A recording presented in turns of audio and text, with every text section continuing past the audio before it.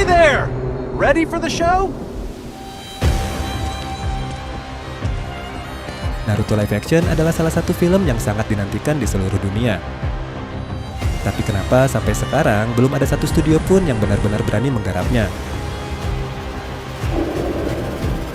Padahal seperti yang kita ketahui bersama, teknologi di zaman sekarang sudah sangat mumpuni.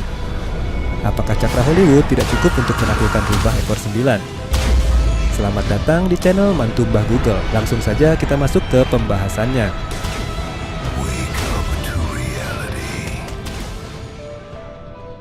Di dunia perfilman, Hollywood mungkin adalah industri yang paling berani bereksperimen dengan berbagai tema. Dari luar angkasa, monyet cerdas, hingga dunia multiverse, semua terasa mungkin. Dengan teknologi yang luar biasa, dana yang nyaris tanpa batas, dan standar produksi yang tinggi, film dengan kualitas dan budget fantastis bukan lagi sesuatu yang mengejutkan. When the cast returned to Jumanji, the majority of their jungle adventures were way too dangerous to film for real. Plus, where are you gonna find a herd of angry ostriches at short notice? The film and effects crew utilized some inventive blue screen sets and high-end CGI to create a visual masterpiece. And now head for the rhombus!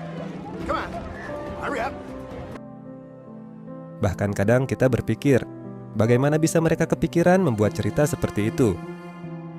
Hollywood juga telah melahirkan banyak sosok besar, mulai dari aktor, aktris, hingga sutradara kelas dunia.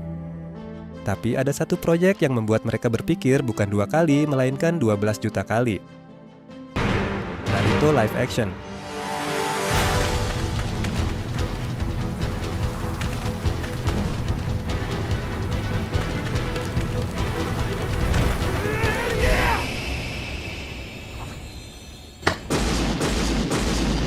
Hollywood tidak takut membuat film mahal, tidak takut dengan CGI, bahkan tidak takut gagal.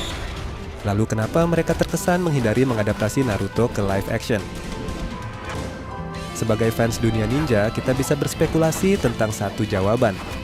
Hollywood tidak punya cakra yang cukup untuk menaklukkan rubah ekor 9. Adaptasi anime ke live action sebenarnya bukan hal baru bagi Hollywood. Tapi ada satu rumus pasti dalam kasus ini. Anime bukan sekadar proyek, ini adalah hamparan ladang ranjau. Setiap langkah diambil dengan keputusan nekat dan penuh perhitungan. Kalau salah, melangkah boom, karier hancur, reputasi habis, dan akan selamanya menjadi aib di internet. Untuk kasus Naruto, ini bukan ranjau kecil. Ini adalah ranjau dengan daya ledak seperti ribuan nuklir yang aktif. Sejarah perfilman sudah punya banyak contoh kegagalan adaptasi anime. Dragon Ball Evolution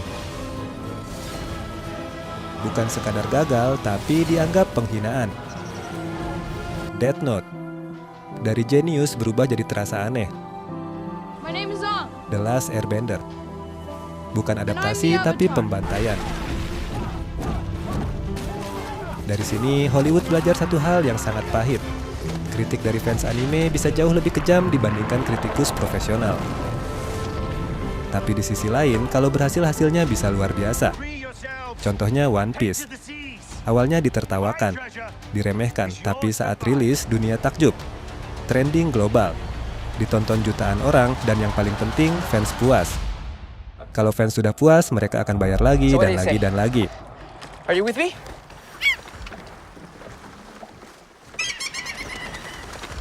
Mutiny.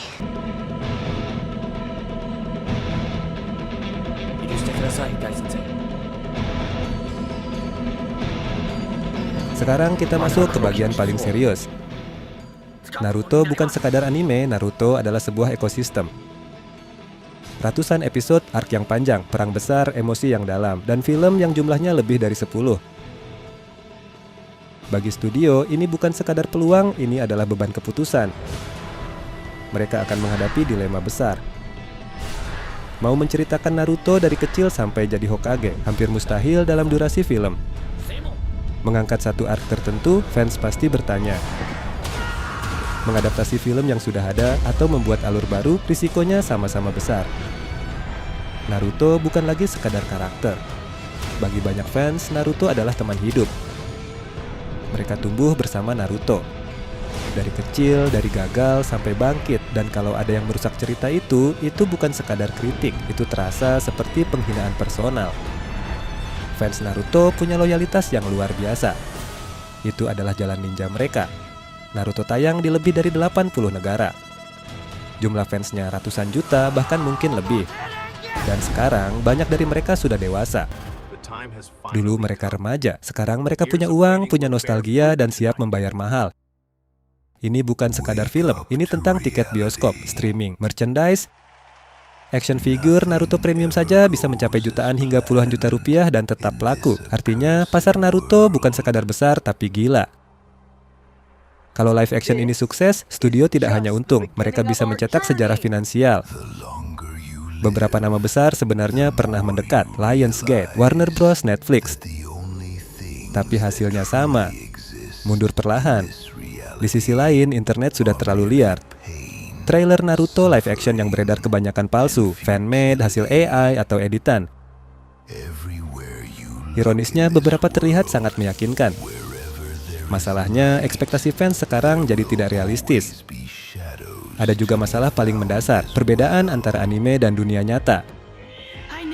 Di anime, sesuatu yang berlebihan terlihat keren. Di dunia nyata, hal yang sama bisa terasa aneh, contohnya lari ninja. Di anime terlihat ikonik, di dunia nyata jadi bahan meme. Kesimpulannya sederhana, tapi kejam. Naruto live action bukan sekadar project, ini adalah pertaruhan reputasi. Semua orang tertarik, tapi tidak ada yang mau mengambil risiko hancur total. Kalau suatu hari nanti Naruto live action benar-benar rilis dan berhasil, studio itu tidak perlu bekerja keras lagi untuk waktu yang lama. Prove to everyone that I can be Hokage, because that's my dream, and I never give up on my dream. I will create